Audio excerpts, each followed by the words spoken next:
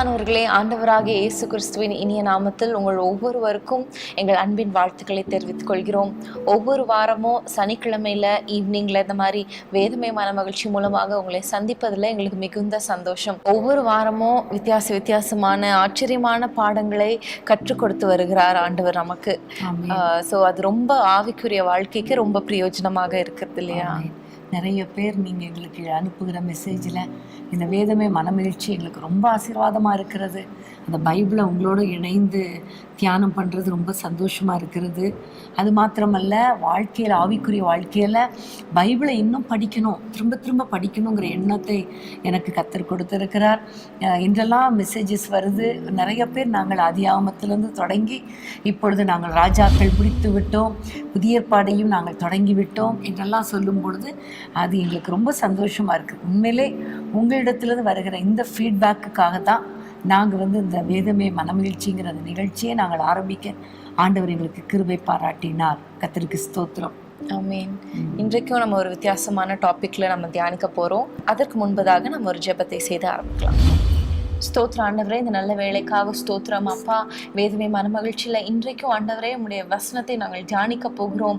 ஆண்டவரே, நாங்கள் தியானிக்கும் பொழுது அப்பா நீர் எங்களோடு பேச வேண்டும் என்று நாங்கள் ஜெபிக்கிறோம். எங்கள் கண்களை திறத்தருளுங்க ஆண்டவரே. நாங்கள் என்னென்ன செய்ய வேண்டும் என்பதை நீங்கள் எங்களுக்கு போதித்து தரணும் என்று நாங்கள் ஜெபிக்கிறோம். எங்களோடு பேசுங்க ஆண்டவரே, இயேசுவின் நாமத்தில் பிதாவே, ஆமென். ஸோ இன்னைக்கு நம்ம எதை குறித்து தியானிக்க போகிறோம்? கடந்த நாட்களில் எஸ்தரை குறித்து நம்ம தியானம் பண்ணிகிட்டு இருக்கும்போது அதில் உள்ள ஒரு வசனம் ரொம்ப டச்சிங்காக இருந்துச்சு. ஸோ அந்த வசனத்திலிருந்து நம்ம தியானிக்கலாம். எஸ்தர் 6ஆம் அதிகாரம் 13ஆம் வசனத்தை நம்ம வாசிக்கலாமா? ஆமான் தனக்கு நேரிட்ட எல்லாவற்றையும் தன் மனைவியாக சிரேஷுக்கும் தன் சிநேகிதர் எல்லாருக்கும் அறிவித்த போது அவனுடைய ஆலோசனைக்காரரும் அவன் மனைவியாகிய சிரேஷும் அவனை பார்த்து, மொர்தெகாய்க்கு முன்பாக நீர் தாழ்ந்து போக தொடங்கினீர். அவன் யூத குலமானால் நீர் அவனை மேற்கொள்ளாமல் அவனுக்கு முன்பாக தாழ்ந்து போவது நிச்சயம் என்றார்கள். இந்த வசனத்துல ஒரு அழகான ஒரு வார்த்தை, அவன் யூத குலமானால் நீர் அவனுக்கு முன்பாக தாழ்ந்து போவது நிச்சயம். அவன் என்று சொல்லுகிறது மொர்தெகாயை குறிக்கிறது. ஆமானுடைய மனைவி ஆமானிடத்துல சொல்லுகிறாள், மொர்தெகாய் யூத குலத்தை சேர்ந்தவனாய் இருந்தா நிச்சயமா நீங்க தாழ்ந்து போவீர்கள் என்று சொல்லுகிறாள். காரணம் என்னன்னா, யூத குலத்தை ஆண்டவர் அவ்வளவு மேன்மைப்படுத்தி வைத்திருந்தார். யூத குலத்துக்கென்றே நிறைய பிளெஸிங்ஸை கத்தர் வைத்திருக்கிறார். யூத குலத்துல தான் ஆண்டவர் அவர் பிறந்தார். யாக்கோபுக்கு 12 புத்திரர் இருந்தாலும் 12 கோத்திரங்கள் இருந்தாலும் ஆண்டவர் செலக்ட் பண்ணது யூதா கோத்திரத்தை தான், இல்லையா? ஸோ இந்த உலகத்துக்கு ராஜாவாக, உலகத்தை ஆளுகிற ராஜாவாக இந்த உலகத்துக்கு வருவதற்கு அவர் தெரிந்து கொண்ட ஒரு கோத்திரம் யூதா கோத்திரம். அதனால தான் அந்த யூதா கோத்திரத்தை ரொம்ப மேன்மைப்படுத்தி வைத்திருக்கிறார். ஸோ யூதருக்குன்னு ஒரு சில குவாலிட்டிஸ் இருக்குது. அதனால தான் ஆண்டவர் அந்த குலத்தை தெரிந்தெடுத்திருக்கிறார், இல்லையா? ஒவ்வொரு குடும்பத்தையும் ஆசீர்வதிக்கணும்னா ஆண்டவர் அதில் சில காரியங்களை பார்ப்பார். தனிப்பட்ட விதத்தில் ஒரு மனிதனை ஆசீர்வதிக்கணும்னா அந்த மனிதனிடத்திலே காணப்படுகிற சில நற்கிரியைகளை கத்தர் பார்ப்பார். அதை வைத்து கத்தர் சில சமயங்கள்ல ஆசீர்வதிப்பார். நிறைய நேரங்கள்ல கிருபையாகவும் ஆசீர்வதிப்பார். நிறைய நேரங்கள்ல நம்முடைய நற்கிரியைகளை பார்த்தும் கத்தர் ஆசீர்வதிப்பார். ஸோ இங்க பார்க்கிறோம், பிறப்பிலேயே யூதனை கத்தர் விசேஷித்தவராய் படைத்திருக்கிறார், தெரிந்து கொண்டிருக்கிறார், அவர் அழைத்திருக்கிறார், மேன்மைப்படுத்தி இருக்கிறார். அதனால தான் யூத குலத்துக்கு முன்பாக எல்லாருமே தாழ்ந்து போவது நிச்சயம் என்று அவள் அழகா கண்டுபிடித்து சொல்லுகிறாள். ஸோ இன்னைக்கு நம்ம கற்றுக்கொள்ள போகிற முக்கியமான காரியம், யூதருக்கு வைத்திருக்கிற ஆசீர்வாதங்கள். அந்த ஆசீர்வாதங்களை பெற்றுக்கொள்வதற்கு யூதன் அப்படின்னா எப்படிப்பட்ட குவாலிட்டிஸோட நம்ம வாழணும். ஒருவேளை நம்ம பிறக்கும்போது யூதரா இல்லாவிட்டாலும் நம்ம எல்லாம் ஆவிக்குரிய இஸ்ரவேலர்கள், ஆவிக்குரிய யூதர்கள், கிறிஸ்துவை வெளிப்படுத்துகிற ஒவ்வொருவரும் யூதர்கள் தான். அப்போ ஆண்டவரை நம்மிலிருந்து வெளிப்படுத்துகிற ஒரு யூதனாக மாறணும்னா நம்ம என்னென்ன செய்யணும்? அப்படி நம்ம என்னென்ன செய்யும் பொழுது நம்முடைய குடும்பம் ஆசீர்வதிக்கப்படும், நம்மை கத்தர் எப்படி ஆசீர்வதித்து உயர்த்துவார், நம்ம மற்றவர்கள் நம்ம எப்படி மேற்கொள்ள முடியாது என்பதை குறித்து இன்னைக்கு ஒரு கம்ப்ளீட்டாக ஒரு ஸ்டடி நம்ம பண்ணலாம். யூதன் இல்லையா, யூத குலம் ஸோ இங்கே மேற்கொள்ள மாட்டார்கள் அப்படின்னு சொல்லும்போது ஒரு வெற்றிகரமான ஒரு வாழ்க்கை. ஸோ ஒரு யூதனுக்குடைய குவாலிட்டிஸ் நமக்குள்ளே இருக்கும் போது தான் ஒரு வெற்றிகரமான ஒரு வாழ்க்கை வாழ முடியும். இன்னைக்கு வந்து ஒரு ஒரு சக்ஸஸ்ஃபுல் ஃபேமிலி லைஃப், கெரியரில், ஒரு பர்சனல் லைஃப்பில், ஸ்பிரிச்சுவல் லைஃப்பில் சக்ஸஸ்ஃபுல்லாக விக்டோரியஸாக இருக்கிறது ரொம்ப முக்கியமாக இருக்கிறது. அநேகர் பல காரியங்களில் தோல்வியும் கஷ்டத்தையும் சந்திச்சு கொண்டிருக்கிறாங்க. ஸோ இங்கே மேற்கொள்ள முடியாது அப்படிங்கும் போது ஒரு விக்டோரியஸ் லைஃப்பை குறிக்குது. ஸோ அதை லீட் பண்ணுறதுக்கு நம்ம என்னென்ன கேரக்டரிஸ்டிக்ஸ் உடையவர்களாக இருக்கணும் என்பதை நம்ம அறிந்து கொள்ள போகிறோம். ஓகே, அப்போ இதை நம்ம பார்க்கறதுக்கு முன்பாக அந்த யூதனுடைய ஆரிஜினை நம்ம பார்க்கணும் இல்லையா? பிறப்பின் காரியம் ஃபஸ்ட்டு எங்கே அது ஸ்டார்ட் ஆச்சு, யூதா அப்படிங்கிற பெயர் எங்கே ஸ்டார்ட் ஆச்சு அப்படிங்கிறத நம்ம பார்க்கணும். இதை குறித்து நம்ம பார்க்கும் பொழுது ஆதியாகமம் 29:35 நம்ம பார்க்கிறோம். வசனத்தை வாசிப்போமா? மறுபடியும் அவள் கர்ப்பவதியாகி ஒரு குமாரனை பெற்று இப்பொழுது கர்த்தரை துதிப்பேன் என்று சொல்லி அவனுக்கு யூதா என்று பெயரிட்டாள். இந்த வசனத்துல நம்ம பார்க்கிறோம், இப்பொழுது நான் கர்த்தரை துதிப்பேன் என்று சொல்லி யூதா என்று பெயரிடுகிறாள். ஸோ யூதா என்றாலே துதி என்ற அர்த்தம், பிரைஸ். அப்போ ஆண்டவரை துதிக்கிற ஒரு அனுபவத்துக்குள்ள லேயாள் வந்ததை பார்க்கிறோம். பட் அவளுடைய வாழ்க்கையில பார்த்தா கர்த்தர் பிள்ளைகளை கொடுத்தார், ஆனால் குடும்ப வாழ்க்கையில அவளுக்கு ஒரு சந்தோஷம் இல்லை. கணவரால் நேசிக்கப்படலை, கணவரால் அற்பமாக எண்ணப்பட்டாள், சகோதரியால் சிறுமைப்படுத்தப்பட்டாள், தகப்பனால் ஏமாற்றப்படுத்தப்பட்டாள்.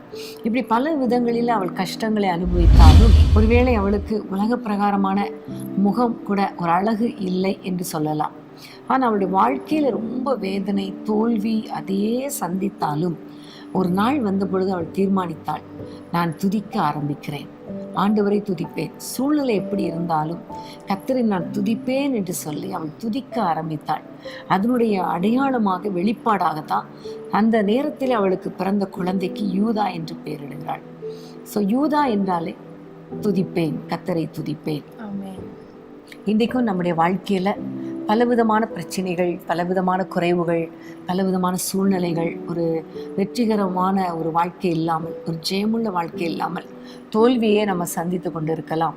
மற்றவர்களால் அற்பமாய் எண்ணப்படலாம், மற்றவர்களால் சிறுமைப்படுத்தப்படலாம், நமக்கு விரோதமாக எல்லாரும் பேசலாம். ஆனால் அந்த சூழ்நிலையில் கர்த்தரை துதிக்கணும் அப்படிங்கிற ஒரு தீர்மானம் ரொம்ப முக்கியம். அதுதான் யூதனுடைய குவாலிட்டி. யூத குலத்துக்கே உரிய ஒரு குவாலிட்டின்னு சொல்லணும்னா அது துதி, கர்த்தரை துதிக்கிறது. ஆமென். இதை சொல்லும் பொழுது யோசபாத் ராஜாவை குறித்து பார்க்கிறோம். யோசபாத் ராஜாவும் யூத சந்ததியில் வந்த ஒரு ராஜா தான். அவருக்கு விரோதமாக சத்துருக்கள் சுற்றி வந்த பொழுது ஆண்டவரை நோக்கி ஜெபம் பண்ணினார். அதே வேளையில் ஆண்டவர் அவருக்கு ஒரு ஆலோசனையை கொடுத்தார், கர்த்தரை துதி என்று சொல்லி. உடனே பாடகரை நிறுத்துகிறார். அந்த இடத்துல ஒரு ஜெயத்தை நம்ம பார்க்கிறோம். சத்துருக்கள் ஒருவரோடொருவர் வெட்டுண்டு விழுந்தார்கள். பவுலும் சீலாவும் கூட அங்க நடுராத்திரியில அவங்க பாடி துதி செய்யும் போது அவங்களுக்கு ஒரு விடுதலையை கொடுத்தார் ஆண்டவர்.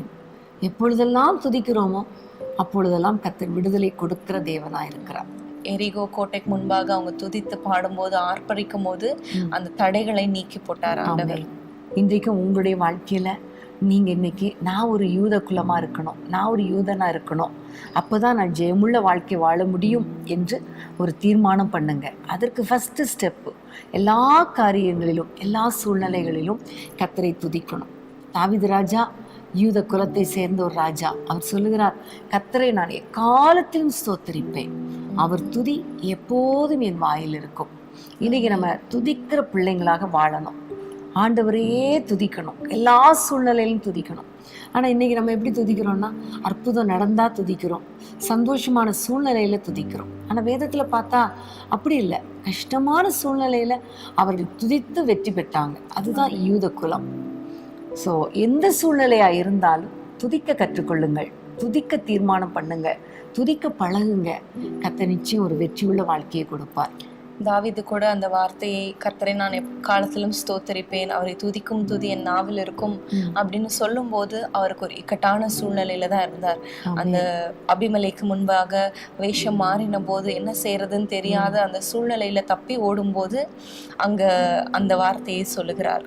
அது வந்து ஒரு கம்ஃபர்டபுளான ஒரு சிச்சுவேஷன் கிடையாது, ரொம்ப ஒரு பயமும் கஷ்டமும் கலக்கமான ஒரு சிச்சுவேஷன். அந்த சிச்சுவேஷன்லயும் தாவீது அப்படியாக சொல்லுகிறார். ஆமென். ஸோ இன்னைக்கு நம்ம தீர்மானம் பண்ணிடணும், துதிக்கணும். நம்ம துதிக்கிறவர்களாக இருந்தால் யாருமே நம்மை மேற்கொள்ள முடியாது. இன்னும் யூதர்களுக்கு நிறைய ஆசீர்வாதத்தை கர்த்தர் எழுதி வைத்திருக்கிறார். அதெல்லாம் நம்ம ஒன்றொன்னா பார்க்க போகிறோம். அதுக்கு முன்பாக இந்த யூதருடைய குவாலிட்டிஸை ஃபஸ்ட்டு பார்த்துருவோம். நம்மையும் நம்ம அர்ப்பணிப்போம், கர்த்தர் நிச்சயமாக நம்மை உயர்த்தி ஆசீர்வதிப்பார். அடுத்ததாக இந்த யூதருடைய காரியத்தை பார்க்கும் பொழுது ஆதியாகமம் 43ஆம் அதிகாரம் 9ஆம் வசனத்தை நம்ம வாசிப்போம். அவனுக்காக நான் உத்தரவாதம் பண்ணுவேன், அவனை என்னிடத்திலே கேளும், நான் அவனை உம்மிடத்தில் கொண்டு வந்து உமக்கு முன்பாக நிறுத்தாமல் போனால் எந்நாளும் அந்த குற்றம் என்மேல் இருப்பதாக. பிரியமானவர்களே, இந்த சம்பவம் உங்க எல்லாருக்கும் தெரியும். பஞ்சம் ஏற்பட்ட காரணத்தினால இஸ்ரவேல் புத்திரர் எல்லாரும் எகிப்துல யோசேப்பின் இடத்துல தானியம் கொள்ளும்படி அவங்க வந்து கடந்து போவாங்க.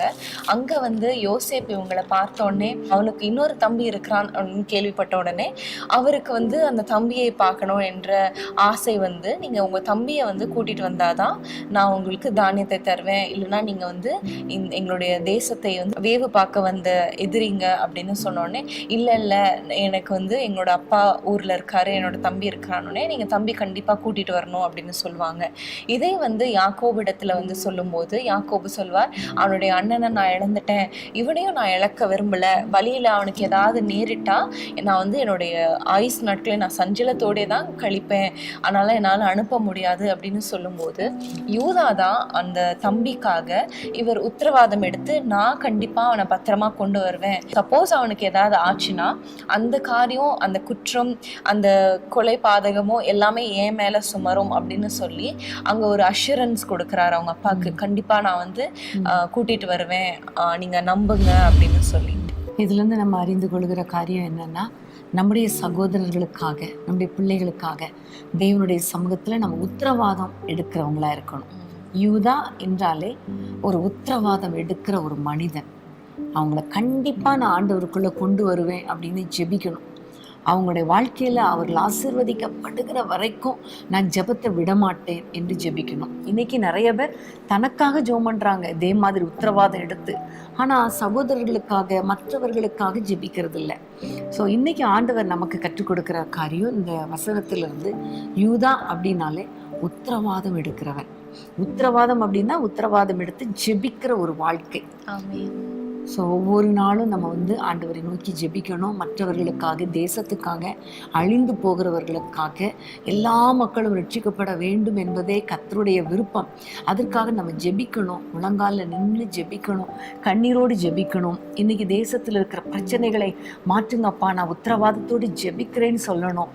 நம்முடைய குடும்பத்தில் யாராவது ரட்சிக்கப்படாமல் தூரமாக இருந்தால் ஆண்டவரிடத்துல சொல்லணும், அவங்களை ரட்சிக்கிற வரைக்கும் உங்களை நான் விடமாட்டேன் ஆண்டவரே, நீர் அவர்களை ஆசீர்வதிக்கிற வரைக்கும் விடமாட்டேன் என்று சொல்லி உத்தரவாதத்தோடு நீங்க ஜெபிக்கணும். அதை தான் ஆண்டவர் நம்மிடத்துல எதிர்பார்க்கிறார்.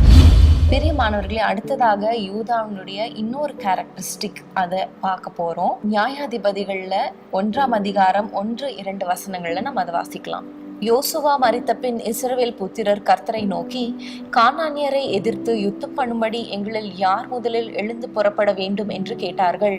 அதற்கு கர்த்தர், யூதா எழுந்து புறப்பட கடவன், இதோ அந்த தேசத்தை அவன் கையிலே ஒப்பு கொடுத்தேன் என்றார். ஸோ இதில் நம்ம இருந்து என்ன பார்க்குறோம் அப்படின்னா, இஸ்ரவேல் ஜனங்களுக்கு விரோதமாக கானானியர் யுத்தம் பண்ணி வரும்போது அவங்க ஆண்டவரிடத்துல போய் கேட்குறாங்க. இதற்கு முன்பதாக யோசுவா நம்மளை வழி நடத்தினார், ஆண்டவரிடத்துல இருந்து எல்லாவற்றையும் கேட்டு இது பண்ணாரு, இப்போ நாங்கள் என்ன பண்ணுறதுன்னு தெரியலையே, இவங்க வராங்க அப்படின்னு சொல்லும்போது ஆண்டவர் அவங்களுக்கு ஒரு ஆலோசனை கொடுக்குறார். யூதா எழுந்து புறப்பட கடவன், இதோ அந்த தேசத்தை அவன் கையிலே ஒப்பு கொடுத்தேன். இந்த இடத்துல இருந்து நம்ம அறிந்து கொள்றது, யூதா அப்படின்னாலே சத்ருவை எதிர்க்கிறதுக்கு உரிய ஒரு ஆயுதம், ஒரு மனிதன் என்று அர்த்தம். அப்போ துதி, அதாவது அந்த நாட்களில் யூதா எழுந்து புறப்பட்டு சத்ருவை எதிர்த்தார். இந்த நாட்களில் துதியை கர்த்தர் நம்முடைய கையில் கொடுத்துருக்கிறார். ஸோ யூதருடைய குவாலிட்டி அப்படின்னாலே சத்ருவை எதிர்க்கிறவங்க, சத்ருவுக்கு விரோதமாக எழும்புறவங்க, ஃபஸ்ட்டு எழும்புறவங்க. அத்தனை கோத்திரங்கள் இருந்தாலும் ஆண்டவர் எதிர்பார்க்கிறார் சத்ருவை வீழ்த்துவதற்கு, போராடுவதற்கு முதல்ல யூதா தான் எழும்பணும்னு கர்த்தர் எதிர்பார்க்கிறார். ஸோ நமக்கு விரோதமாக பலவிதமான சத்ருவின் கிரியைகள் வரலாம். மாம்சத்தோடு இரத்தத்தோடு அல்ல, அந்தகார லோகாதிபதிகளின் கிரியைகளோடும் வானமண்டலத்தில் உள்ள பொல்லாத ஆவிகளின் சேனைகளோடும் நமக்கு யுத்தம் உண்டு என்று சொல்லப்பட்டிருக்கிறது. ஸோ அந்த யுத்தத்தில் நம்ம துதித்து கொண்டே அந்த சத்ருவை அழிக்கிறவங்களா இருக்கணும். அதுதான் யூத குலத்துடைய ஸ்பெஷாலிட்டி. தொடர்ந்து நம்ம யூதன் அல்லது யூத குலம் அதனுடைய கேரக்டர் எப்படி இருந்தாங்க அப்படிங்கிறத நம்ம பார்த்துட்ருக்கோம். எதனால அவர்கள் கர்த்தரால் ஆசீர்வதிக்கப்பட்ட, உயர்த்தப்பட்ட, வெற்றியுள்ள ஒரு சந்ததியாக இருந்தாங்க என்பதை நம்ம தியானித்து கொண்டு வருகிறோம். இன்னொரு வசனத்தை நம்ம வாசிக்கலாம். எண்ணாகமம் 14:24 வாசிக்க கேட்போம். எண்ணாகமம் 14:24. என்னுடைய தாசனாகிய காலேப் வேறே ஆவியை உடையவனாய் இருக்கிறபடியினாலும் உத்தமமாய் என்னை பின்பற்றி வந்தபடியினாலும் அவன் போய் வந்த தேசத்திலே அவனை சேர பண்ணுவேன், அவன் சந்ததியார் அதை சுதந்திரித்துக் கொள்வார்கள். காலேபை குறித்து சொல்லப்பட்டிருக்கிறது. இந்த காலேப் யார் என்று நம்ம பார்த்தா எண்ணாகமம் 13:6 யூதா கோத்திரத்தை சேர்ந்த காலேப் என்று சொல்லப்பட்டிருக்கிறது. அப்போ அந்த காலேப் அவர் ஒரு யூதருடைய குவாலிட்டியை குறித்து நம்ம பார்க்கும் பொழுது, கேரக்டரை குறித்து பார்க்கும் பொழுது, இந்த காலேபுக்குள்ளே வேறே ஆவி உடையவனாய் இருந்தார், உத்தமனாய் இருந்தார். அது மாத்திரமல்ல, விசுவாசம் உடையவராய் இருந்தார், விசுவாச வார்த்தைகளை பேசினார். ஏற்கனவே நம்ம ஒரு பைபிள் ஸ்டடியில் நம்ம காலேபை குறித்து நம்ம பார்த்தோம் இல்லையா? அப்போ இந்த இடத்திலிருந்து நம்ம அறிந்து கொள்ளுகிற காரியம், காலேபை போல, அந்த யூதனாகிய காலேபை போல நமக்குள்ளே ஒரு உத்தம இருதயம் இருக்கணும். அது மாத்திரமல்ல, அவனுக்குள்ளே இருந்த வேறே ஆவி நமக்குள்ளே காணப்படணும், விசுவாசம் காணப்படணும். இன்றைக்கு நம்ம ஆண்டவரிடத்துல கேட்க போகிறோம், ஆண்டவரே, யூதர்கள் என்றாலே ஆசீர்வாதத்தை சுதந்திரிக்கிறவர்கள். காலேபை குறித்து சொல்லப்படும் பொழுது அவனோ கானான் தேசத்தை சுதந்திரிப்பான், அவனுடைய சந்ததியும் சுதந்திரிப்பார்கள் என்று சொல்லப்பட்டிருக்கிறது. ஸோ ஆசீர்வாதத்தை சுதந்திரித்து கொள்ள எங்களையும் ஆண்டவரை தகுதிப்படுத்துங்க, எங்களையும் ஒரு ஆவிக்குரிய யூதனாக மாற்றுங்க, எங்களுக்குள்ளே ஒரு வேறே ஆவியை தாங்க, உத்தமமான இருதயத்தை தாங்க, விசுவாசத்தின் வரத்தினால நிரப்புங்க, விசுவாச வார்த்தைகளை பேசுகிறவர்களாக எங்களை மாற்றுங்கன்னு கேட்கும்போது கர்த்தர் கண்டிப்பாக உங்களையும் ஒரு யூதனாக மாற்றுவார். ஆவிக்குரிய யூதனாக மாற்றுவது மாத்திரமல்ல, உங்களுக்கு அத்தனை ஆசீர்வாதங்களையும் சுதந்திரிக்கும்படி கர்த்தர் கிருபை பாராட்டுவார். ஆமென். பிரியமானவர்களே, காலேபை குறித்து நம்ம பார்க்கும்போது உத்தமமாய் நடந்து கொண்டான் என்பதை நம்ம பார்க்கிறோம். உத்தமமாய் அப்படின்னு சொல்லும்போது அநேகர் பிறருக்கு உத்தமாய் நடந்து கொள்வாங்க, ஆனால் அவங்க இருதயத்தில் உத்தமமாய் இருக்கிறாங்களா என்பது ரொம்ப முக்கியம். அதை தான் சங்கீதம் 101:2 தாவீது இப்படியாக சொல்லுகிறார், என் வீட்டிலே நான் உத்தம இருதயத்தோடு நடந்து கொள்வேன். ஸோ வீட்டிலே அப்படின்னு சொல்லும்போது யாருக்கும் தெரியாது, ஒரு 4 வால்ஸ்குள்ள இருக்கிற ஒரு இடம், ஒரு அந்தரங்கம் அப்படின்னு சொல்லலாம். ஸோ அந்தரங்கத்திலையும் நம்முடைய சிந்தைகள், நம்மளுடைய திங்கிங்ல கூட உத்தமமாய் இருக்கணும் என்பதை ஆண்டவர் விரும்புகிறார். ஸோ அது நம்ம இடத்துல காணப்படணும். வெளியில மற்றவர்களுக்கு சன்மார்க்கமான ஒரு ஜீவியம் வாழ்கிறது ஒரு பக்கம் இருந்தாலும், நம்ம ஆண்டவருக்கு இருதயத்துல, சிந்தையில, ஆவி ஆத்மாவில உத்தமமாய் நடந்து கொள்ள வேண்டும். அப்பொழுதுதான் நம்ம ஆண்டவருக்கு பிரியமான ஒரு வாழ்க்கையை வாழ முடியும். யூத குலத்தை குறித்து அல்லது யூதரை குறித்து நம்ம தியானிக்கிறது எனக்கே ஒரு டிஃப்ரெண்ட்டான ஒரு எக்ஸ்பீரியன்ஸாக தான் இருக்குது. நான் இது வரைக்கும் இப்படி நான் யோசித்து பார்த்ததில்லை. ஆனால் ஆண்டவர் அழகாய் நமக்கு வெளிப்படுத்தி கொண்டு இருக்கிறார். இன்னும் நம்ம எஸ்தரில் பார்க்கும் பொழுது 3ஆம் அதிகாரத்தில் ஒரு யூதன், அதான் மொர்தெகாய், நம்ம முதல்ல வாசித்த வசனம். இந்த மொர்தெகாயுடைய ஒரு கேரக்டரை நம்ம பார்க்க போகிறோம். 3ஆம் அதிகாரம் 2ஆம் வசனம். ஆகையால் ராஜாவின் அரண்மனை வாசலில் இருக்கிற ராஜாவின் ஊழியக்காரர் எல்லாரும் ஆமானை வணங்கி நமஸ்கரித்து வந்தார்கள். அவனுக்கு இப்படி செய்ய வேண்டும் என்று ராஜா கட்டளையிட்டிருந்தான்.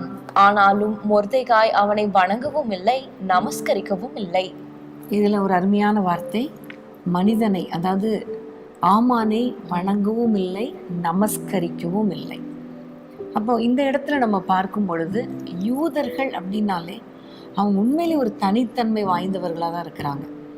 அதனால அவங்க எந்த மனுஷனையும் ப்ளீஸ் பண்ண போகிறதில்ல, மனுஷனுக்கு பயப்படலை, மனுஷனை வணங்கலை, நமஸ்கரிக்கலை. அப்போ அது ஒரு நல்ல ஒரு கேரக்டர். இன்றைக்கி நிறைய பேர் அப்படி இல்லை, நமக்கு ஏதாவது ஒரு உதவி வேணுங்கிறதுக்காக அப்படி ஒரு கும்பிடு போடுவாங்க, அப்படி தாழ விழுந்து கிடக்கிற மாதிரி இருப்பாங்க, மனுஷனையே ப்ளீஸ் பண்ணிட்டு இருப்பாங்க. ஆனால் யூதர்கள் வந்து மனுஷரை ப்ளீஸ் பண்ண மாட்டாங்க, கர்த்தரை ப்ளீஸ் பண்ணுறாங்க. அப்படிங்கிறத இது நம்ம இந்த வசனத்துலேருந்து நம்ம பார்த்து கொண்டு இருக்கிறோம். என்னையன்றி வேறே தேவர்கள் உனக்கு உண்டாயிருக்கிற வேண்டாம் என்ற காரியத்தை அவங்க பெர்ஃபெக்டா கடைபிடித்திருக்கிறாங்க, ஆண்டவருடைய கட்டளைகளை. ஆமாம், ஏன்னா நமஸ்கரிக்கவில்லை அப்படிங்கிற ஒரு வேர்டு வந்து அது வந்து தெய்வத்தை ஆராதிக்கிறது, தொழுது கொள்ளுகிறதுக்கு சமம். அதனால ஆண்டவர் நீ சொன்னது போல சொல்லும்போது நீ எதையும் நமஸ்கரிக்க கூடாதுன்னு ஆண்டவர் சொல்லி இருக்கிறார். ஸோ அதை அவர் கீப் அப் பண்றார். ஆமீன். யூதர்கள் அப்படின்னு சொல்லும்போது யூதர்களுடைய முற்பிதாக்களாகிய எபிரேயர்களை பார்க்கும்போது நம்ம ஒரு வசனம் ஞாபகத்துக்கு வருகிறது. யோசேப்பை அறியாத ஒரு பார்வோன் வந்து இஸ்ரவேல் புத்திரரை கொடுமையாக அவங்களை ஒடுக்கும் போது அங்க பார்வோன் கட்டளையிடுவார், அந்த பிள்ளை பிறக்கும் போதே அதை கொன்று விடணும், ஆண் பிள்ளைகளா இருந்தால் அந்த மனையிலேயே அவங்களை கொன்று விடணும் அப்படின்னு சொல்லி கட்டளையிடும் போது அங்க ஒரு வசனத்தை நம்ம பார்ப்போம். எபிரேய மருத்துவச்சிகள் கர்த்தருக்கு பயப்பட்டதுனால அப்படி அவங்க செய்யல, அவங்க கர்த்தருக்கு பயப்பட்டதுனால அவங்க குடும்பத்தை தழைக்கும்படி செய்தார் என்பதை நம்ம வாசிக்கிறோம். ஆண்டவருக்கு மாத்திரம் பயப்பட்டாங்க, பார்வோன் வந்து அவங்க ராஜாவா இருந்தாலும் அவருக்கு எல்லா உரிமையும் எல்லா பவர்ஸும் இருந்தாலும் அவங்க அவங்களுக்கு கீழ்ப்படியில, மாறாக ஆண்டவருக்கு கர்த்தருக்கு கீழ்ப்படுகிறவர்களா இருந்தாங்க. ஆமென். ஸோ நம்முடைய வாழ்க்கையிலையும் நம்ம ஆண்டவருக்கு முதலிடம் கொடுக்கணும். மனுஷரை ஆண்டவரை வைக்கிற இடத்துல வைக்கவே கூடாது. அதே வேளையில் கீழ்ப்படியாமல் இருக்கக்கூடாது. கணவருக்கு கீழ்ப்படியணும், அப்புறம் பெற்றோருக்கு கீழ்ப்படியணும், பெரியவர்களுக்கு கீழ்ப்படியணும், அதிகாரத்தில் இருக்கிறவங்களுக்கு கீழ்ப்படியணும். ஆனால் வேதமே சொல்லுது கர்த்தருக்கு கீழ்ப்படுகிறது போல பெற்றோருக்கு கீழ்ப்படியணும். ஸோ தேவையில்லாத காரியங்களை சொல்லும்போது அதுக்கு நம்ம கீழ்ப்படியக்கூடாது. சாராளை குறித்து பார்க்கும்போது ஆண்டவனே என்று சொல்லி கீழ்ப்படிந்தால் நம்ம பார்க்கிறோம் இல்லையா? எல்லா அதிகாரத்தில் இருக்கிறவங்களுக்கு நம்மளை ஆளுகிறவங்களுக்கு எல்லாருக்கும் கீழ்ப்படியணும். ஆனால் அதே வேளையில் ஆண்டவருக்கு கொடுக்குற அந்த கனத்தையும் மேன்மையும் மனுஷருக்கு கொடுக்கக்கூடாது. மனுஷர்களை வணங்கக்கூடாது, மனுஷர்களை நமஸ்கரிக்க கூடாது. அந்த காரியத்தில் நம்ம கரெக்டாக இருக்கணும். அதுதான் யூதர்கள். அடுத்ததாக யூதனாகி அந்த மொர்தெகாயுடைய மற்றொரு கேரக்டர் பார்க்கும் பொழுது, இந்த எஸ்தர் 4ஆம் அதிகாரத்தில் நம்ம பார்க்கும் பொழுது யூதனாகி மொர்தெகாயை குறித்து இன்னொரு காரியம் எழுதப்பட்டிருக்கிறது. சூசான் நகரத்தில் ஒரு சட்டம் பிறந்தது. யூதர்கள் எல்லாரையும் அழிக்க வேண்டும் என்கிற ஒரு சட்டம் பிறந்த உடனே எல்லா மக்களும் கலங்கினாங்க. அப்போ மொர்தெகாய் ரெட்டுடுத்தி சாம்பல்ல விழுந்து அழுது அலறி புலம்புகிறத நம்ம பார்க்கிறோம். ஆண்டவரை நோக்கி ஜெபிக்கிறத நம்ம பார்க்கிறோம். ஸோ இதுலேருந்து நம்ம அறிந்து கொள்கிற காரியம் என்னன்னா, ஒரு யூதனாய் இருந்தால் அல்லது ஒரு யூத குலத்தனாய் இருந்தால் தன்னுடைய ஜனத்துக்கு வரும் அழிவை பார்க்க முடியாமல் தேவனிடத்திலே மன்றாடி ஜெபிக்கிறவன். இன்றைக்கு நம்முடைய வாழ்க்கையில கொஞ்சம் சீர்தூக்கி பார்த்தா நம்ம எத்தனை பேர் மக்களுக்காக ஜெபிக்கிறோம், அழிந்து போகிற ஆத்துமாக்களுக்காக எவ்வளவு ஜெபிக்கிறோம். ஆரம்பத்தில் கொள்ளை நோய் வந்த நாட்களில் அவ்வளோ ஜெபம், ஆனால் வர வர நம்ம அதே ஜெபம் காணப்படுகிறதா? அல்லது நமக்காகவே ஜெபம் பண்ணுறோமா? நான் வாழ்ந்தா போதும், எனக்கு தேவைகள் சந்திக்கப்படணும், என் பிள்ளைகள் ஆசீர்வதிக்கப்படணும், அப்படி நம்ம ஜெபிக்கிறோமா? இல்லை. இன்னைக்கு நம்ம ஒரு யூதர்களாக இருக்கணும், அப்போ தான் நம்ம மேற்கொள்ள முடியும். ஸோ யூத குலத்தானா இருக்கும்படி நம்ம மற்றவர்களுக்காக, ஜனங்களுக்காக, அழிந்து போகிற ஆத்துமாக்களுக்காக, நம்ம ஜனங்கள் மேலே வருகிற பொல்லாப்புக்காக அதிகமாக உபவாசம் பண்ணி ஆண்டவருடைய பாதத்தில் நம்மை தாழ்த்தி நம்ம ஜெபிக்கணும். ஆமீன். ஆண்டவராகிய இயேசு கிறிஸ்து கூட யூதனாக இருந்தபடினால தான் சிலுவையில் அவ்வளோ கஷ்டத்தில் கூட அந்த கள்ளனுக்காக, பிறர் அந்த அந்த போர் சேவர்களுக்காக இவங்களுக்கு செய்கிறது என்னதுன்னு தெரியல ஆண்டவரே அப்படின்னு சொல்லி அவங்களுக்காக மன்றாடி ஜெபிக்கிறார். ஆமென். கரெக்டு. ஸோ நம்முடைய வாழ்க்கையிலையும் நமக்கு விரோதமாக எழும்புகிறவங்க அல்லது அழிந்து போகிற ஜனங்கள் ஒவ்வொருவருக்காக நம்ம ஜெபம் பண்ணணும். திறப்பில் நின்று ஜெபிக்கிறவங்களா நம்ம இருக்கணும். அது மாத்திரமல்ல, மொர்தெகாய் வந்து அவர் ஜெபித்தது மாத்திரமல்ல, அந்த அதிகாரத்துல நம்ம பார்க்கிறோம் எஸ்தரையும் தூண்டி எழுப்புறார், ஜெபிக்க தூண்டி தட்டி எழுப்புகிறார். அவர் சொல்றாரு, இந்த காலத்துல நீ மௌனமா இருந்தா யூதருக்கு ரட்சிப்பு வேறு இடத்துல வரும்.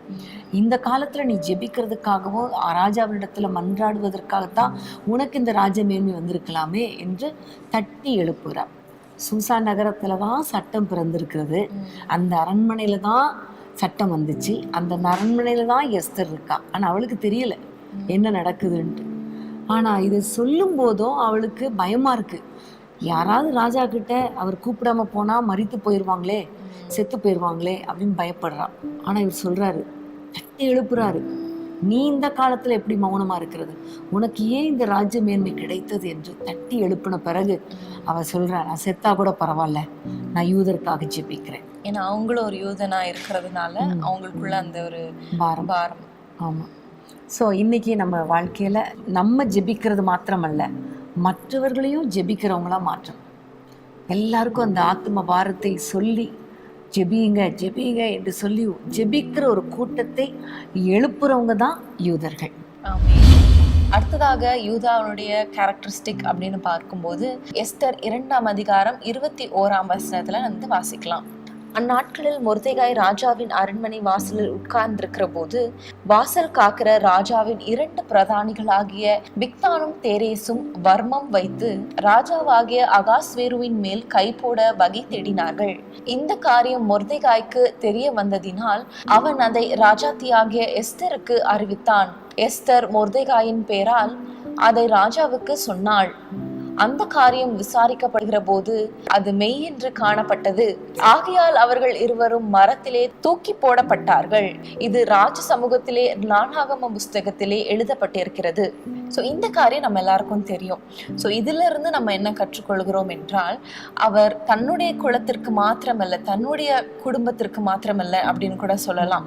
நம்மளுடைய குடும்பத்திற்கு மாத்திரம், நம்முடைய தேவைகளுக்கு மாத்திரம், நம்முடைய பிரச்சனைகளுக்கு மாத்திரம் ஜெபிக்கிறவர்களா இல்லாம அங்க இருக்கிற ராஜாவுடைய பாதுகாப்பிற்காக அவர் அங்க பிரயாசப்படுகிறத நம்ம பார்க்கிறோம். இதை தான் நம்ம 1 தீமோத்தேயு 2ஆம் அதிகாரம் 1-2 வசனங்களை நம்ம வாசிக்கிறோம். நாம் சமாதானமாக நல்லுணக்கத்தோடு ஜீவனம் பண்ணும்படி அதிகாரத்தில் உள்ளவர்களுக்காகவும் ராஜாக்களுக்காகவும் ஜெபம் பண்ண வேண்டும் என்று நம்ம பார்க்கிறோம். சோ அதை இங்க வந்து எவ்வளவு அழகாக மொர்தெகாய் செய்திருக்கிறார் என்பதை நம்ம இங்க கற்றுக்கொள்ள முடிகிறது. சோ அதிகாரத்தில் உள்ளவர்களுக்காக, நம்மை ஆளுகிறவர்களுக்காக ஜெபிக்கணும், அவர்களுடைய பாதுகாப்புக்காக ஜெபிக்கணும் என்பது ரொம்ப அவசியமா இருக்கிறது. ஒரு யூதனுடைய கேரக்டரிஸ்டிக்கா இங்க பார்க்கிறோம். பிரியமானவர்களே, இன்றைக்கும் நம்ம வேதமே மன மகிழ்ச்சியில யூதர்கள், யூதா என்ற காரியத்தை குறித்து நம்ம தியானித்து கொண்டிருக்கிறோம்.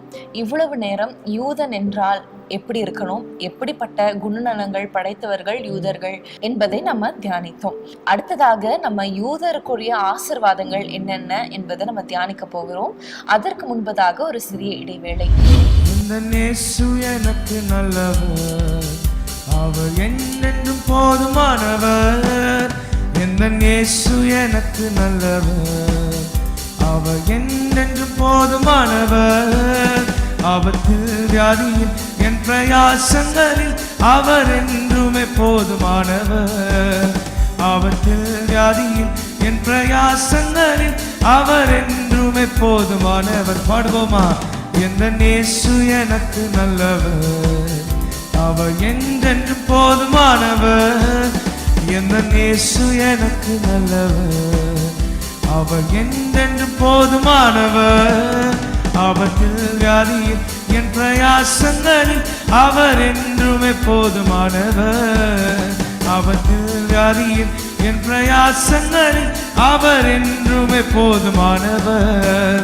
கல்வாரி மலை மேலேறி உள்முடி சிரசில் சூடியே, கல்வாரி மலை மேலேறி உள்முடி சிரசில் சூடியே, என் வேதனை யாவையும் நீக்கி என்னில் புது ஜீவனை ஊற்றினதால், என் வேதனை யாவையும் நீக்கி என்னில் புது ஜீவனை ஊற்றினதால். சொல்வோம், எந்த இயேசு எனக்கு நல்லவர், அவர் என்றென்றும் போதுமானவர்.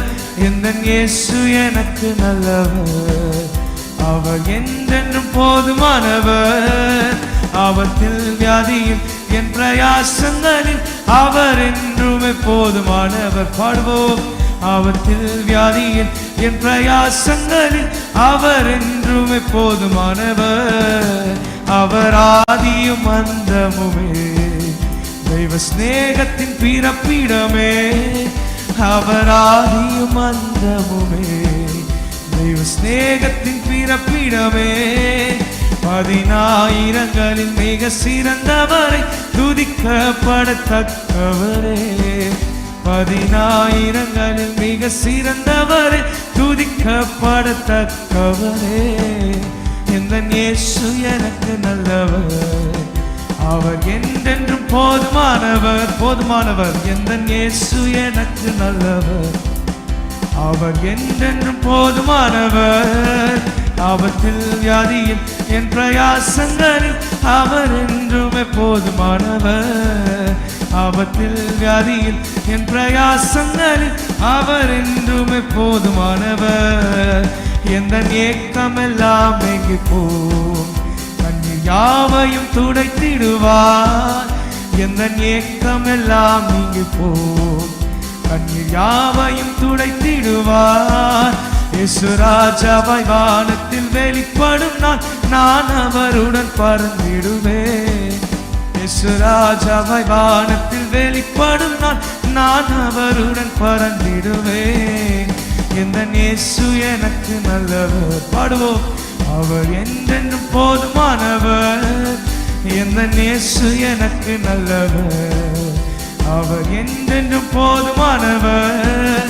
ஆபத்தில் வியாதியில் நம் பிரயாசங்களில் அவர் என்றென்றும் போதுமானவர். ஆபத்தில் வியாதியில் நம் பிரயாசங்களில் அவர் என்றுமே போதுமானவர்.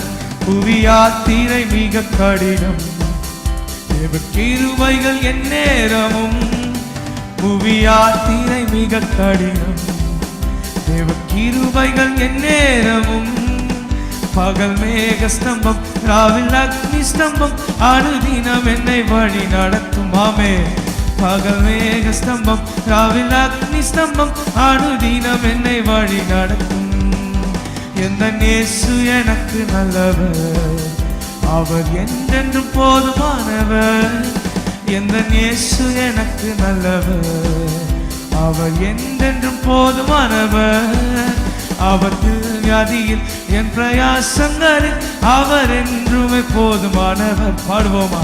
ஆபத்தில் வியாதியில் என் பிரயாசங்களில் அவர் என்றுமே போதுமானவர். உயர்த்துவோம். எந்த இயேசு நமக்கு நல்லவர், அவர் என்றென்றும் போதுமானவர். எந்த இயேசு எனக்கு நல்லவர். பாடுவோமா? அவர் என்றென்றும் போதுமானவர். ஆபத்தில் வியாதியில் என் பிரயாசங்களில் அவர் என்றுமே போதுமானவர். ஆபத்தில் வியாதியில் நம் பிரயாசங்களில் அவர் என்றென்றும் போதுமானவர். புவி யாத்திரை மிக கடினம், தேவ கிருபைகள் எந்நேரமும். புவி யாத்திரை மிக கடினம், தேவ கிருபைகள் எந்நேரமும். பகல் மேக ஸ்தம்பம், ராவில் அக்னி ஸ்தம்பம், அனுதினம் என்னை வழி நடத்தும். பகல் மேக ஸ்தம்பம், ராவில் அக்னி ஸ்தம்பம், அனுதினம் நம்மை வழி நடத்தும். எந்த இயேசு எனக்கு நல்லவர், அவர் என்றென்றும் போதுமானவர். எந்த இயேசு எனக்கு நல்லவர், அவர் என்றென்றும் போதுமானவர். ஆபத்தில் வியாதியில் என் பிரயாசங்களில் அவர் என்றுமே போதுமானவர். பாடுவோம். ஆபத்தில் வியாதியில் என் பிரயாசங்களில் அவர் என்றென்றும் போதுமானவர். எந்த இயேசு எனக்கு நல்லவர். கரங்களை உயர்த்தி. அவர் என்றென்றும் போதுமானவர். எந்த இயேசு எனக்கு நல்லவர், அவர் என்றென்றும் போதுமானவர்.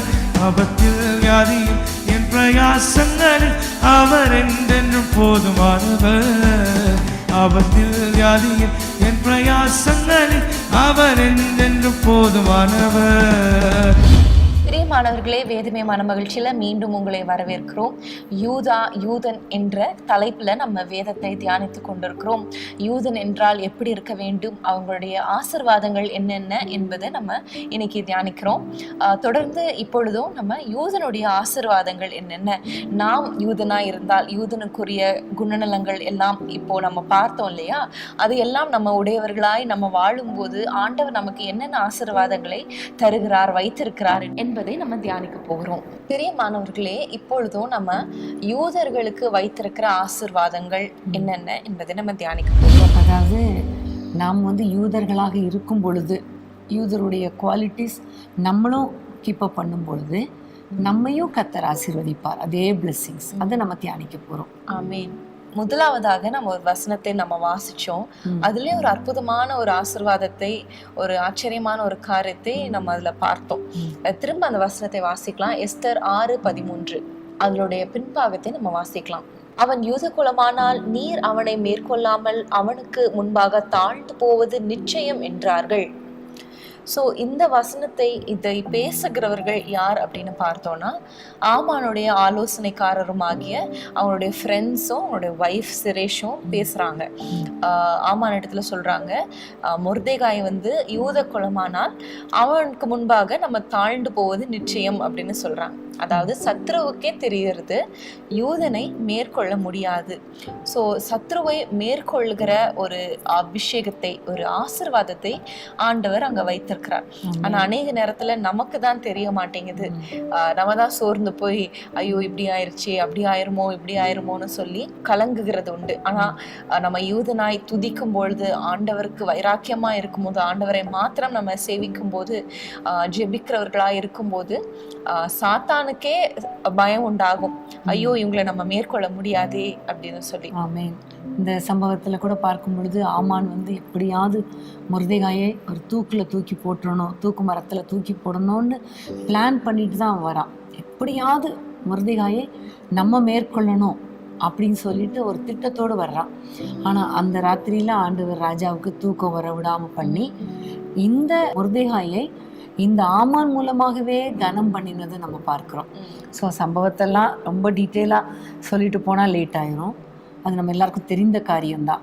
ஸோ எந்த ஆமான் எந்த மொர்தெகாயை அதாவது யூதனை தாழ்த்தணும்னு நினைச்சானோ அந்த ஆமான் தான் தாழ்ந்து போனானே தவிர யூதன் தோற்கடிக்கப்படவில்லை. இதை குறித்து நம்ம பேசும்போது எரேமியா 1:19 ஒரு அருமையான வசனம் இருக்கும். அதை நம்ம வாசிக்கலாம். அவர்கள் உனக்கு விரோதமாக யுத்தம் பண்ணுவார்கள், ஆனாலும் உன்னை மேற்கொள்ள மாட்டார்கள். உன்னை ரட்சிக்கும்படிக்கு நான் உன்னுடனே இருக்கிறேன் என்று கர்த்தர் சொல்லுகிறார். எவ்வளவு அருமையான வசனம் இல்லையா? நமக்கு விரோதமாக வரலாம், நமக்கு விரோதமாக கண்ணிகளை சாத்தான் வைக்கலாம், நமக்கு விரோதமாக எழும்பும் ஆயுதம் வாய்க்காது அப்படின்னு சொல்லுகிறார் ஆண்டவர். ஸோ இதுலயும் நமக்கு விரோதமாக வருவாங்க, ஆனாலும் மேற்கொள்ள மாட்டாங்க. சூசான்ல இருக்கிற யூதர்களுக்கு விரோதமாக சட்டம் ஏற்றப்பட்டது, ஆனாலும் அதுல ஒரு வெற்றியை ஆண்டவர் கொடுத்தார். ஆமென். பிரியமானவர்களே, ஒருவேளை உங்களுக்கு விரோதமாக பல மனிதர்கள் எழும்பி இருக்கலாம், சத்துருக்கள் எழும்பி இருக்கலாம். ஆனா நீங்க ஒன்றை புரிந்து கொள்ளுங்க, நான் யூத ராஜ சிங்கத்துடைய பிள்ளை, யூதருடைய குலத்துல வந்தவள், ஆவிக்குரிய யூதன். ஆகவே என்னை யாரும் மேற்கொள்ள முடியாது. கர்த்தர் என்னோடு கூட இருக்கிறார். மனுஷன் எனக்கு என்ன செய்வான் அப்படிங்கிற ஒரு தைரியத்தோடு கூட நீங்கள் வாழும் பொழுது கர்த்தர் நிச்சயமாகவே பெரிய காரியங்களை செய்வார். எந்த சத்துருவும் உங்களை மேற்கொள்ளவே முடியாது. ஆமென். யூதருக்கு கர்த்தர் கொடுக்கிற ஆசீர்வாதங்களை குறித்து நம்ம பார்த்து கொண்டிருக்கிறோம் இல்லையா?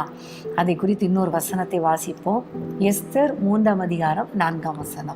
இப்படி அவர்கள் நாளுக்கு நாள் அவனுடனே சொல்லியும் அவன் தங்களுக்கு செவி கொடாத போது தான் யூதன் என்று அவன் அவர்களுக்கு அறிவித்திருந்தபடியால் மொர்தெகாயின் சொற்கள் நிலை நிற்குமோ என்று பார்க்கிறதற்கு அதை ஆமானுக்கு அறிவித்தார்கள். இந்த வசனத்திலிருந்து நம்ம அறிந்து கொள்ளுகிற காரியம், இந்த மொர்தெகாய் ஆமானை வணங்கவில்லை, ஆமானுக்கு செவி கொடுக்கவும் இல்லை. அப்படிப்பட்ட சூழ்நிலையில எல்லாரும் பார்க்குறாங்க, இவனுக்கு எப்படி இவ்வளோ தைரியம் இருக்கிறது, இவன் யார் என்று பார்க்கும் பொழுது ஏற்கனவே அவர்களுக்கு யூதன் என்று சொன்னது ஞாபகம் வந்தபடினால அவங்க எல்லா வேலைக்காரங்களும் சொல்றாங்க, யூதனுடைய சொல் நிலை நிற்குமோ அப்படின்னு நம்ம பார்க்கலாம் என்று அவங்க சொல்றாங்க. இதுல இருந்து புரிந்து கொள்ளுகிற காரியம், ஒரு மனிதன் யூதனாய் இருந்தால் அவனுடைய சொல் நிலை நிற்கும். ஆமேன். நீங்க ஒரு ஜெபிக்கிற ஒரு மனிதனாக இருந்தால், தேவனுடைய சமூகத்திலே வைராக்கியமாய் உத்தரவாதம் எடுத்து ஜெபிக்கிறவர்களாய் இருந்தால், கர்த்தரை துதிக்கிற ஒரு யூதனாய் இருந்தால், உங்களுடைய சொல் மேலோங்குமே தவிர கீழே போகாது. ஆமேன். உங்களுடைய சொல், நீங்க சொல்லுகிற வார்த்தை நிச்சயமாகவே நிலை நிற்கும். ஆமேன். அப்படிப்பட்ட ஒரு அதிகாரத்தை உங்க வார்த்தையில கர்த்தர் கொடுத்திருக்கிறார். அதனாலதான் நீங்கள் நல்ல ஆசீர்வாதமான வாக்குத்தத்தங்களை பேசுங்க, விசுவாச வார்த்தைகளை பேசுங்க என்று ஆண்டவர் நமக்கு சொல்லுகிறார். ஏனென்றால் நம்ம சொல்லுகிற காரியம் நடக்கும், அவன் சொல்லுகிறபடியே ஆகும் என்று ஆண்டவர் மார்க் 11ஆம் அதிகாரத்தில் சொல்லியிருக்கிறார் இல்லையா? அப்போ மலையை பார்த்து பெயர்ந்து போ என்று சொன்னால் அது அப்படியே நடக்கும் என்று கர்த்தர் சொல்லியிருக்கிறார். ஸோ இன்றைக்கு உங்களுடைய பிரச்சனைகளை பார்த்து நீங்கள் பேசுங்க, கண்டிப்பாக அது நடக்கும். காரணம், நீங்கள் ஒரு யூத குலத்தை சேர்ந்தவர்கள். ஆமீன். அதே போல் நம்ம எஸ்தர் 9ஆம் அதிகாரம் 2ஆம் வசனத்தில் நம்ம பார்க்கும் பொழுது அதை வாசிக்கலாமா? யூதர் அகிஸ்வேரு ராஜாவின் சகல நாடுகளிலும் உள்ள பட்டணங்களிலே தங்களுக்கு பொல்லாப்பு வர பண்ண பார்த்தவர்கள் மேல் கை போட கூடிக்கொண்டார்கள். ஒருவரும் அவர்களுக்கு முன்பாக நிற்க கூடாதிருந்தது. அவர்களை பற்றி சகல ஜனங்களுக்கும் பயம் உண்டாயிற்று. அப்போ இதிலிருந்து நம்ம அறிந்து கொள்கிற காரியம், யூதர்களுக்கு முன்பாக யாருமே நிற்க முடியாத அளவுக்கு ஒரு கனத்தை கர்த்தர் கொடுக்கிறார். ஆமென். எப்படி மொர்தெகாயுடைய சொல் நின்றதோ அதே போல யூதர்கள் நிற்பாங்க, சத்துருக்கள் எல்லாம் அழிந்து போவாங்க. ஆமென். இதை குறித்து நம்ம சொல்லும்போது திரும்ப அந்த யோசபாத் அந்த இன்சிடென்ட் ஞாபகத்துக்கு வருகிறது. அங்க 3 ராஜாக்கள் கூடிக்கொண்டு 3 சேனைகள் எதிர்த்து வருகிறது. ஆனா இங்க வந்து பாடகர்களை தான் நிறுத்தினாங்க. ஸோ யூதா என்று சொல்லும்போது துதி என்பது நம்ம எல்லாருக்கும் தெரியும். ஸோ துதி வந்து எவ்வளோ பெரிய எதிரியா இருந்தாலும் சத்ருவா இருந்தாலும் அவங்க நிற்க கூடாம போக பண்ண ஆண்டவரால கூடும். ஆமீன். ஆசா ராஜா கூட பார்க்கும் பொழுது எத்தியோப்பியர் அவர்களுக்கு விரோதமாக வந்தாங்க. வேதம் சொல்லுகிறது அவர்கள் செத்த பிரேதங்களாக விழுந்து கிடந்தார்கள். ஸோ யூத குலத்தை சார்ந்த எல்லாருக்கும் கர்த்தர் கொடுக்குற ஒரு ஆசீர்வாதம், சத்துருக்கள் நிற்க முடியாது, அவர்கள் விழுந்து போவார்கள். கோலியாத்தை கூட நம்ம பார்க்கும்போது தாவீது வந்து சைஸ்ல வந்து சின்னதா இருந்தாலும் கோலியாத் அவ்வளோ பெரிய ஒரு எதிரியாய் சத்ருவா இருந்தாலும் அவனால நிற்க கூடாம அவன் விழுந்து போயிட்டான். காரணம், தாவீது வந்து ஒரு யூதன், துதிக்கிற ஒரு மனிதன், தேவனுக்காக வைராக்கியம் பாராட்டுகிற ஒரு யூதன். ஆமென். நம்முடைய வாழ்க்கையிலையும் நம்ம ஆண்டவருக்காக வைராக்கியம் பாராட்டி எல்லா சூழ்நிலையிலும் கர்த்தரை துதிக்கும் பொழுது நமக்கு முன்பாக எந்த மனுஷரும் நிற்க முடியாது, எந்த பகைஞரும் நிற்க முடியாது, எந்த சத்துருவும் நமக்கு முன்பாக நிற்க முடியாது. அடுத்ததாக நம்ம பார்க்கிற வசனம் 9ஆம் அதிகாரம் 1 வசனம். ராஜாவின் வார்த்தையின்படியும் அவனுடைய கட்டளையின்படியும் செய்யப்படுகிறதற்கு ஆதார் மாதம் என்கிற 12ஆம் மாதம் 13ஆம் தேதியிலே யூதரின் பகைஞர் அவர்களை மேற்கொள்ளலாம் என்று நம்பினார்களே, அந்த நாளில் தானே யூதரானவர்கள் தங்கள் பகைஞரை மேற்கொள்ளும்படிக்கு காரியம் மாறுதலாய் முடிந்தது. இங்க பார்க்கிறோம், யூதர்களுக்காக கர்த்தர் காரியத்தை மாறுதலாய் முடிய பண்ணுகிறார். காரியம் என்ன அப்படின்னு பார்த்தா, யூதர்களை பகைஞர்கள் மேற்கொள்வார்கள். ஆனா ஆண்டவர் காரியத்தை மாறுதலாய் முடிய பண்ணி எந்த யூதர்களுக்கு விரோதமாக பகைஞர் எழும்பினார்களோ அவர்களை சங்கரிக்கும்படி, சத்துருக்களை சரிக்கட்டும்படி, சத்துருக்களுக்கு விரோதமாக யுத்தம் பண்ணி அவர்களை அழிக்கும்படி கர்த்தர் எல்லா காரியங்களையும் மாறுதலாய் முடிய பண்ணினார். ஸோ நம்முடைய வாழ்க்கையிலையும் நமக்காக கர்த்தர் காரியங்களை மாறுதலாய் முடிய பண்ணுவார். இன்றைக்கு இருக்கிற காரியம் உங்களுக்கு ரொம்ப பயமாக இருக்கலாம், கஷ்டமாக இருக்கலாம். ஆண்டவரே இது எப்படி நடக்கும்னு நீங்கள் நினைக்கலாம். ஆனால் ஆண்டவரே, நான் ஒரு யூதன் அல்லவா, நான் ஒரு யூத குலத்தை சார்ந்தவன் அல்லவா, நீங்கள் ஒரு யூதர், அப்போ நான் உங்களுடைய பிள்ளை யாரு, யூதனாக இருக்கிறபடினால கண்டிப்பா ஆண்டவரே எனக்காக காரியங்களை மாறுதலாய் முடிய பண்ணுங்கன்னு சொல்லி ஜெபம் பண்ணும் பொழுது கண்டிப்பா கர்த்தர் அற்புதங்களை செய்வார். ஆமென். அடுத்ததாக யூதருக்கு இருக்கிற மற்றொரு பிளெஸிங்கை குறித்து நம்ம ஃபுல்லாக அந்த எஸ்தர்ல தான் பார்த்துட்டு இருக்கோம். எஸ்தர் 8ஆம் அதிகாரம் 16ஆம் வசனத்தை வாசிப்போம். இவ்விதமா யூதருக்கு வெளிச்சமும் மகிழ்ச்சியும் களிப்பும் கனமும் உண்டாயிற்று. இந்த வசனத்துல நம்ம பார்க்கும் பொழுது யூதர்களுக்கு வெளிச்சம், களிப்பு, சந்தோஷம், மகிழ்ச்சி எல்லாமே உண்டானது என்று நம்ம பார்க்கிறோம். அதுக்கு முன்னாடி சில அதிகாரத்துக்கு முன்னாடி பார்க்கும் பொழுது சூசான் நகரம் கலங்கிற்று, யூதர்கள் எல்லாம் ரெட்டுடுத்தி உபவாசத்துல இருந்தாங்க, அழுதாங்க, புலம்புனாங்க என்று நம்ம பார்த்தோம். ஆனால் யூதர்கள் ஜெபிக்கிறவங்க இல்லையா, ஸோ அவர்கள் ஜெபித்ததினால அப்படியே டோட்டலா சிச்சுவேஷன் மாறுகிறது. யூதர்களுக்கு களிப்பு, மகிழ்ச்சி, கனம் எல்லாமே வெளிச்சம் எல்லாமே உண்டாகிறது. சூசான் நகரம் கூட மகிழ்ந்து களி கூர்ந்தது என்று நம்ம 15ஆம் வசனத்துல நம்ம பார்க்கிறோம்.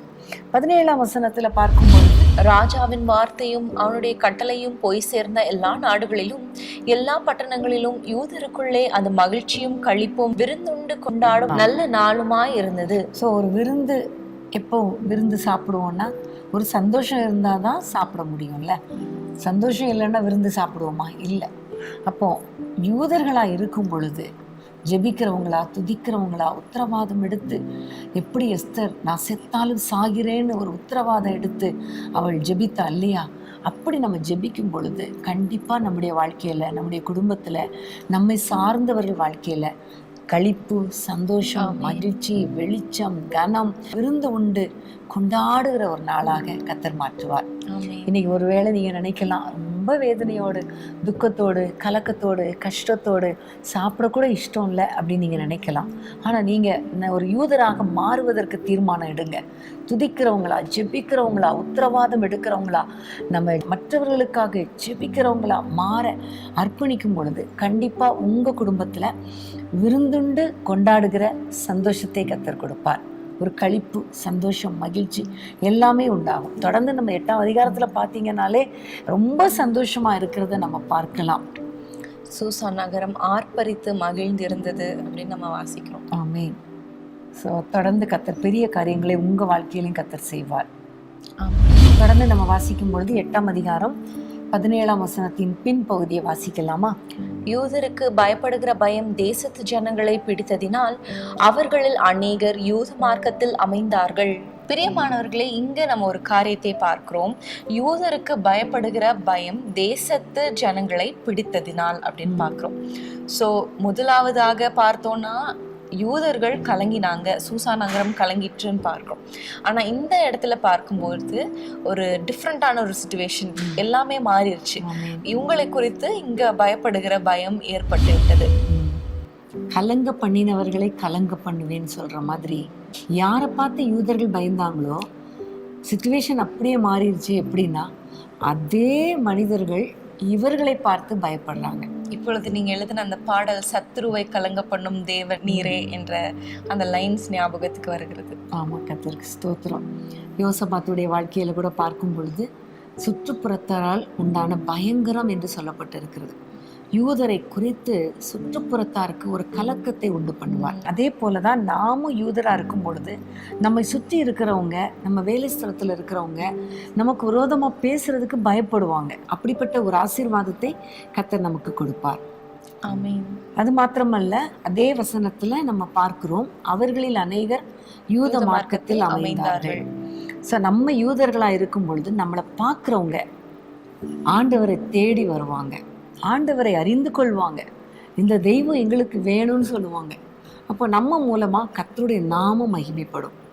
அதற்கு நம்ம ஒரு யூதரா இருக்கணும். யூதரை பார்த்து தான் ஆண்டவரை அறிந்து கொள்றாங்க. ஸோ இன்னைக்கு நம்ம ஆண்டவரிடத்துல கேட்க போறோம், என்னுடைய வாழ்க்கை, பேச்சு, நடக்கை எல்லாவற்றையும் பார்க்கிற மக்கள் உண்மை பின்பற்றும்படி நான் ஒரு சாட்சியுள்ள வாழ்க்கை வாழ எங்களுக்கு கிருபை தாங்கப்பா நம்ம கேட்க போறோம். ஆமென். பிரியமானவர்களே, இன்னொரு காரியத்தை நம்ம பார்க்க போகிறோம். அதாவது யூதரா இருக்கும்போது ஆண்டவர் நம்மளுக்கு கொடுக்குற ஆசீர்வாதங்கள்ல ஒன்று, எஸ்தர் 10ஆம் அதிகாரம் கடைசி வசனம் 10:3. யூதனாகிய மொர்தெகாய் ராஜாவாகிய அகாஸ்வேருவுக்கு 2ஆவதானவனும் யூதருக்குள் பெரியவனும் தன் திரளான சகோதரருக்கு பிரியமானவனுமாய் இருந்ததுமன்றி தன் ஜனங்களுடைய நன்மையை நாடி தன் குலத்தாருக்கெல்லாம் சமாதானம் உண்டாக பேசுகிறவனுமாயிருந்தான். இந்த வசனத்துல நம்ம பார்க்கும்போது ஆண்டவர் மொர்தெகாய்க்கு கொடுத்த அந்த உயர்வை, அந்த ஸ்நானத்தை நம்ம பார்க்கிறோம். அரண்மனை வாசல்ல இருந்த மொர்தெகாயை எப்படி ஆண்டவர் உயர்த்தினார் என்று பார்க்கிறோம். ஆனா அந்த ப்ராசஸ் ரொம்ப ஒரு கஷ்டமான ப்ராசஸா இருந்தது இல்லையா? யூதா அப்படின்னு சொல்லும் போது நம்ம துதிக்கணும், அது மாத்திரம் இல்லை, ஜனங்களுக்காக ஜெபிக்கணும், எந்த சூழ்நிலையிலும் ஆண்டவரை மாத்திரம் நம்பி இருக்கிற ஒரு காரியத்தை நம்ம பார்த்தோம். இன்னும் மற்றவர்களை தூண்டி எழுப்புகிற, மற்றவங்களுக்காக நம்ம ஜெபிக்கிற, உத்தரவாதம் எடுத்து ஜெபிக்கிற ஒரு ஆத்ம பாரம் உடைந்த உடைய மொர்தெகாயை நம்ம பார்க்கணும். அப்படிப்பட்ட ஒரு யூதனுக்கு தான் இப்படிப்பட்ட ஒரு ஆசீர்வாதத்தை ஆண்டவர் கொடுக்கிறார். ஸோ இந்த ஆசீர்வாதத்தை எல்லாம் பார்க்கும்போது அந்த ராஜாவுக்கே அந்த தேசத்திலே ஒரு இரண்டாவதான ஒரு பதவி, ஒரு உயர்வு, எவ்வளவு பெரிய உயர்வு இல்லையா? முதல் அதிகாரத்திலலாம் வாசிக்கும் போது வாசல்கள்ல உட்கார்ந்திருந்த மொர்தெகாயை குறித்து நம்ம வாசிச்சோம். வாசல்ல இருந்து ஒரு ஒண்ணுமே இல்லாத ஒரு நிலையிலிருந்து இவ்வளோ பெரிய நிலைக்கு ஆண்டவரால மாத்திரம்தான் உயர்த்த முடியும். ஆமீன். அதே வேளையில் யூதருடைய சத்துருடைய வாழ்க்கையை பார்க்கும் பொழுது அவன் முதல்ல இந்த பொசிஷனில் இருந்தான். ஆமாம், ராஜாவுக்கு அடுத்த பொசிஷனில் இருந்தான். அவனை பார்க்கும் பொழுது ஒன்றும் இல்லாமல் அப்படியே தூக்கில் போடப்பட்டு அவன் மரித்து போனான், அழிந்து போனான். ஸோ யூதராக இருக்கிறவங்களுக்கு கீழிருந்து உயர்வு படிப்படியாய் வர வர எப்படி தாவீது வர விருத்தி அடைந்தானோ அப்படி விருத்தி அடைகிற ஒரு ஆசீர்வாதம். ஆனால் யூதருக்கு சத்ருவா நம்ம இருந்தோம்னா எவ்வளோ பெரிய பொசிஷனில் இருந்தாலும் கீழே தான் வரணும். அதை நம்ம மறந்து போகக்கூடாது. ஸோ ஒவ்வொரு கட்டத்திலையும் இந்த யூதர்களை கர்த்தர் உயர்த்தி கொண்டே தான் வந்தாரே தவிர கீழே விடவே இல்லை ஆண்டவர். ஸோ இன்னைக்கு நம்ம யூதர்களாக மாறணும், ஆவிக்குரிய யூதர்களாக மாறணும். ஆண்டவருடைய பிள்ளைகள், யூதக்குல ராஜாவாகிய ஆண்டவருடைய பிள்ளைகளாக நம்ம மாறும் பொழுது, இருக்கும் பொழுது கண்டிப்பாக கர்த்தர் நம்மை செகண்ட் பொசிஷனில் எப்படி மொர்தெகாயை உயர்த்தினாரோ அதே போல் கர்த்தர் நம்மை உயர்த்தி ஆசீர்வதிப்பார். நம்ம அடிக்கடி பாடுகிற பாடல் சீயோனிலே எந்திட அஸ்திபார கிறிஸ்துவே, அதுல ஒரு வார்த்தை வரும், எனக்கு எட்டாத உயரத்திலே ஆண்டவர் என்னை உயர்த்துவார் அப்படின்னு சொல்லி. இங்க மொர்தெகாயோட வாழ்க்கையில பார்த்தோம்னா அவரால் ராஜாவிடத்துல போய் சொல்ல முடியாது, அவரால் அந்த த்ரோன் கிட்ட போக முடியாது. ஆனா இங்க பார்க்கிறோம் கடைசியில அந்த வசனம், அந்த அதிகாரம் முடியும் போது ராஜாவுக்கு இரண்டாவது ஆன ஒரு பொசிஷனுக்குள்ள ஆண்டவர் அவங்களை வைத்தார். முதலாவது அவரால் எட்ட முடியாது, எனக்கு எட்டாத உயரத்துல உயர்த்தினார் அப்படின்னு சொல்றது போல மொர்தெகாயை உயர்த்தி இருக்கிற தேவன். அப்படி உயர்த்தும் போது இன்னொரு குவாலிட்டி கூட நான் இதுல மொர்தெகாய் கிட்ட பார்க்குறேன். அந்த யூதருடைய குவாலிட்டி, உயர்த்தப்பட்டு இருக்கும் பொழுது தன்னுடைய குடும்பத்துல தன்னுடைய சகோதரர் எல்லாருக்கும் நன்மை உண்டாக பேசுறவனா இருக்கிறான். அப்போ நம்முடைய வாழ்க்கையில நம்ம எவ்வளவு உயர்த்தப்பட்டாலும் நம்முடைய குடும்பத்தை, நம்முடைய தேசத்தை, நம்முடைய மக்களை ஒரு நாளும் மறக்கக்கூடாது. அவருடைய கேரக்டர் மாறவே இல்லை. நன்மை உண்டாக பேசிக்கொண்டே இருந்தார். அப்போ நன்மை செஞ்சுட்டே இருந்தார் இல்லையா? அடுத்ததாக கடைசியாக நம்ம யூதாவை குறித்து நம்ம பார்க்கும்போது ரொம்ப இம்பார்ட்டண்ட்டான பிளெஸிங் பார்த்தோம்னா ஆதியாகமம் 49:10 நம்ம பார்க்க போறோம். சமாதான கர்த்தர் வருமளவும் செங்கோல் யூதாவை விட்டு நீங்குவதும் இல்லை, நியாய பிரமாணிக்கன் அவன் பாதங்களை விட்டு ஒளிவதும் இல்லை, ஜனங்கள் அவரிடத்தில் சேர்வார்கள். ஸோ இந்த வசனத்துல யூதாவுடைய செங்கோல் அவனை விட்டு நீங்குவதில்லை என்று பார்க்கிறோம். ஸோ செங்கோல் என்று சொல்லும்போது அத்தாரிட்டி, ஆளுகையை குறிக்கிறது. அப்போ அந்த சிங்காசனத்திலிருந்து யூதாவை யாராலையும் எதிர்த்து முறியடிக்க முடியாது என்பதை நம்ம இங்க பார்க்கிறோம். அதை தொடர்ந்து நம்ம வாசிக்கும் போது ஜனங்கள் அவரிடத்தில் சேர்வார்கள் என்று நம்ம பார்க்கிறோம். இதே காரியத்தை நம்ம மொர்தெகாயுடைய வாழ்க்கையில பார்க்கும்போது எஸ்தர் 9ஆம் அதிகாரம் 3ஆம் வசனத்துல நம்ம பார்க்கிறோம். நாடுகளின் சகல அதிகாரிகளும் தேசாதிபதிகளும் துறைகளும் ராஜாவின் காரியங்களை நடப்பிக்கிறவர்களும் யூதருக்கு துணை நின்றார்கள், மொர்தெகாயினால் உண்டான பயங்கரம் அவர்களை பிடித்தது. ஸோ இங்கேயும் நம்ம பார்க்கிறோம் ஜனங்கள் எல்லாரும் அவனிடத்துல சேர்ந்து கொண்டார்கள் இல்லையா? எவ்வளோ பெரிய ஒரு அதிகாரிகள் கூட மொர்தெகாயை சேர்ந்து கொண்டார்கள், யூதரை சேர்ந்து கொண்டார்கள் என்று நம்ம பார்க்கிறோம். ஸோ ஆளுகை நம்மிடத்துல கர்த்தர் கொடுக்கிறார். அந்த ஆளுகை நம்மிடத்துல இருக்கும் பொழுது எல்லா ஜனங்களும் அதிகாரிகளும் நம்மோடு கூட சேர்ந்து கொள்வார்கள். நிச்சயமா கர்த்தர் நம்மை ஆசீர்வதிப்பார். ஏசாயாவில் கூட ஆண்டவருடைய பிறப்பை குறித்து சொல்லும் பொழுது கர்த்தத்துவம் அவர் தோளின் மேல் இருக்கும் என்று சொல்லப்பட்டிருக்கிறது. யூதா குலத்துல பிறந்த ஆண்டவரை குறித்து சொல்லப்பட்டிருக்கிறது இல்லையா? அவர் ஆளுகை செய்வார். இப்போ இந்த நாட்கள்ல நம்ம ஆளுகை செய்கிறோம். ஒரு நாள் வரும் பொழுது ஆண்டவரோடு கூட நம்மளும் பரலோகத்துல நித்தியமாய் ஆளுகை செய்வோம். ஆண்டவரும் நம்மை ஆளுகை செய்வார், நாமும் அவரோடு கூட இணைந்து ஆளுகை செய்வோம். ஸோ ஃபர்ஸ்ட்லேருந்து நம்ம பார்க்கும் பொழுது அந்த யூதர்கள் அப்படிங்கிற ஒரு கனம் பொருந்திய ஜனங்கள் யூதர்களுக்கு. நான் கொஞ்சம் யோசித்து பார்த்தேன். ஒரு நாள் யாக்கோபுக்கு 12 கோத்திரத்தார் இருக்கும் பொழுது இந்த யூதரை மாத்திரம் இவ்வளோ உயர்த்தி வைத்திருக்கிறார். சில சமயங்களில் யூதான்னு பார்க்கும்போது சில தவறுகளை கூட அவர் செஞ்சிருக்கிறார். ஆனாலும் அவர் ஆண்டவரிடத்துல மனம் திரும்பிட்டார். ஆனால் ஆண்டவர் யூதாவை குறித்து சொன்ன வார்த்தைகள் ஒன்றையும் வீண் போகவில்லை. யூதாவை உயர்த்தினார். செங்கோல் யூதாவுக்கு தான் கொடுக்கப்பட்டது, யூதாவுக்கு தான் ஆளுகை கொடுக்கப்பட்டது. அந்த யூதா வம்சத்துல தான் ஏசப்பா பிறந்தார். அப்போ ஏன் ஆண்டவரே, நீ யோசேப்பு தானே எல்லாரும் விட ஒரு உயர்ந்தவர், அவரை நீங்க ஏன் தெரிந்து கொள்ளலையா அப்படின்னு கேட்கும்போது ஆண்டவரின் உள்ளத்துல ஒரு காரியத்தை உணர்த்தினார். ஆண்டவருடைய வாக்குத்தத்தம் யூதாவுக்கு தான், யூதா சந்ததியில தான் அவர் பிறப்பார். ஆனா யோசேப்பை ஏன் ஆண்டவர் உயர்த்தினார் அப்படின்னு பார்க்கும்பொழுது, இதை குறித்து ஆதியாகமம் 45 அதிகாரம் 7ஆம் வசனத்தை வாசிப்போமா? பூமியிலே உங்கள் வம்சம் ஒழியாமல் இருக்க உங்களை ஆதரிக்கிறதற்காகவும் பெரிய ரட்சிப்பினால் உங்களை உயிரோடே காப்பதற்காகவும் தேவன் என்னை உங்களுக்கு முன்னமே அனுப்பினார். அப்போ பஞ்சத்துல வம்சம், யாக்கோபின் வம்சம், அதாவது யூதா வம்சம் அழிஞ்சு போச்சுன்னா என்ன பண்ண முடியும்? அப்போ வாக்குத்தத்தம் நிறைவேறணுமே.